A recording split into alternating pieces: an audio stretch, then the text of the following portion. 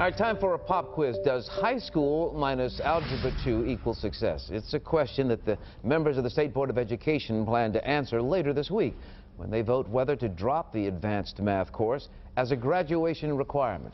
Parents and educators are split on the matter. One college math professor told our Carla Wade dropping the requirement hurts even college-bound students not majoring in math. She's live tonight with the story. Carla?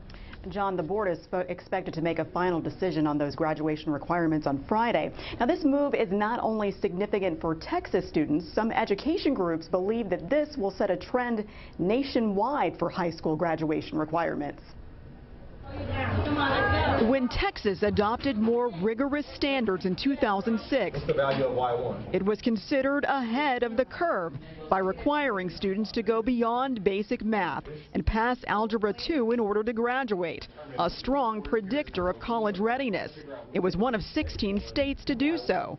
But in November, the State Board of Education voted to drop that requirement. Math is very important, and without it, this country is not going to make it. Paul Quinn math professor Dr. Mohsen Fareed says the board is dropping the ball when it comes to preparing students for a global economy.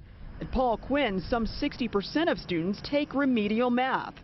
A coalition of industry trade groups, Jobs for Texas, said the standard was too rigid and that, quote, a more flexible and relevant education will allow schools to meet the diverse interests of their students and the needs of businesses.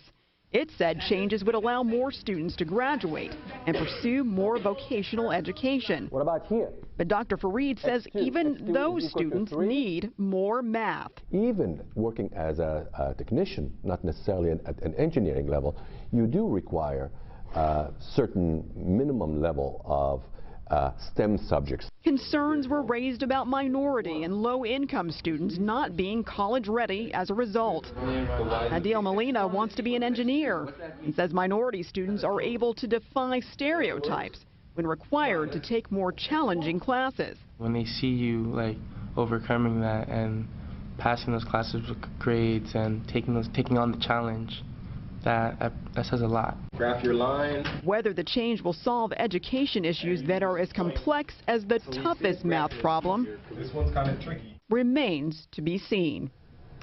Now, there are some educators who believe that taking Algebra II is also critical for students honing some of those higher critical thinking skills. And Danae wrote the same thing on our Facebook page today. She says that people solve problems daily. That's what algebra is, solving one step to proceed to the next.